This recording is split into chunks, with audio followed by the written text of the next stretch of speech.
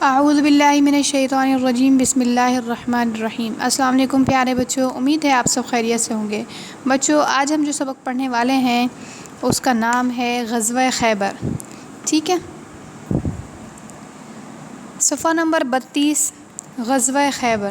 غزوہ اس کو کہتے ہیں، غزوہ یعنی جنگ، لیکن وہ جنگ جس میں حضور پاک صلی اللہ علیہ وآلہ وسلم نے شرکت کی ہو، ٹھیک ہے۔ غزوہ یعنی جنگ، اور وہ جنگ جس میں حضور پاک صلی اللہ علیہ وآلہ وسلم نے شرکت کی ہو، یہ غزوہ خیبر کی بات ہے۔ یعنی کہ غزوہ خیبر کا جو ہے وہ آپ کو جنگ کے معاملات جو ہے وہ اب اس سبق میں ہم پڑھیں گے، ٹھیک ہے۔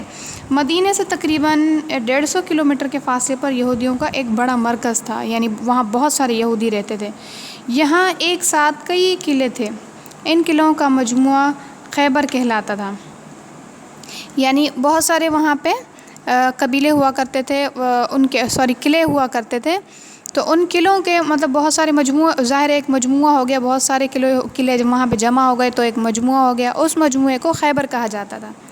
یہاں کے یہودی بہت مالدار تھے اور انہیں اپنی جنگی طاقت پہ بہت گھمنڈ تھا، یعنی بہت ان کو غرور تھا اس بات کا کہ جب بھی کوئی ہم سے جنگ کرنے کے لیے آئے گا تو وہ یقیناً ہار کے جائے گا۔ یعنی وہ سمجھتے تھے کہ ہم کبھی کوئی جنگ ہار ہی نہیں سکتے، اور وہ مسلمانوں کے جو تھے وہ بدترین دشمن تھے۔ مسلمانوں سے ان کی دشمنی جو تھی وہ بہت بری تھی، اور اسلام سے تو وہ بہت نفرت کیا کرتے تھے۔ بہت سارے مسلمان جو ہیں انہوں نے اسی وجہ سے شہید کر دیے، صرف دشمنی کی وجہ سے شہید کر دیے، نفرت کی وجہ سے بہت سارے مسلمانوں کو شہید کر دیا۔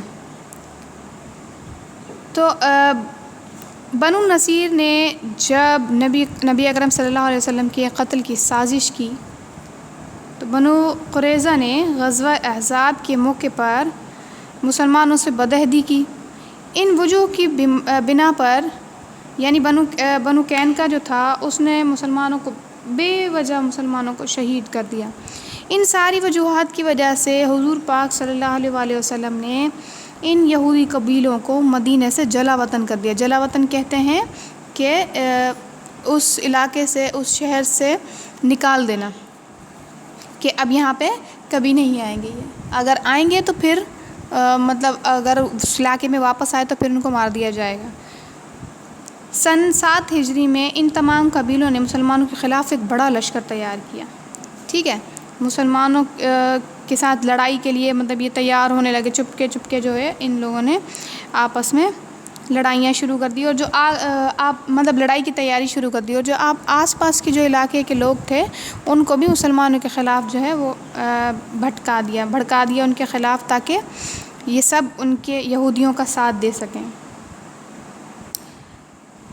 آہستہ آہستہ کر کے جو ہے وہ یہ یہودی خیبر کے سب سے بڑے قلعے میں جمع ہو گئے تھے اور مسلمانوں کے لیے خطرہ بنتے جا رہے تھے۔ ان حالات میں ضروری تھا کہ ان کی طاقت کو کچل دیا جاتا، یعنی حضور پاک صلی اللہ علیہ وسلم نے جب دیکھا کہ معاملہ سنگین ہوتا جا رہا ہے، یعنی سیریس ہوتا جا رہا ہے، تو اس وقت حضور پاک صلی اللہ علیہ وسلم نے یعنی جنگ کے لیے لشکر تیار کیا، جو کہ 1400 سے لے کے 1800 صحابہ تک کا لشکر تھا۔ مسلمان جو ہے وہ روانہ ہوئے خیبر کی طرف۔ حضور پاک صلی اللہ علیہ وسلم نے اس لشکر کے 3 پرچم تیار کروائے، یعنی جیسے میں نے آپ کو پہلے ہی بتایا تھا کہ ہر جنگ میں ایک جھنڈا ہوا کرتا ہے، ایک پرچم ہوا کرتا ہے، کہ جو جنگ جیت جائے گا وہ اپنے علاقے کا، اپنے قبیلے کا، اپنے ملک کا جھنڈا جو ہے اس جگہ پہ لہرا دے گا۔ اس کا مطلب ہے یہ جگہ اب سے ان کی ہوئی، ٹھیک ہے۔ ان میں سے پہلا حضرت علی کو، دوسرا حضرت حباب بن منظر، اور تیسرا حضرت سعد بن عبادہ رضی اللہ تعالیٰ عنہ کو عنایت فرمایا۔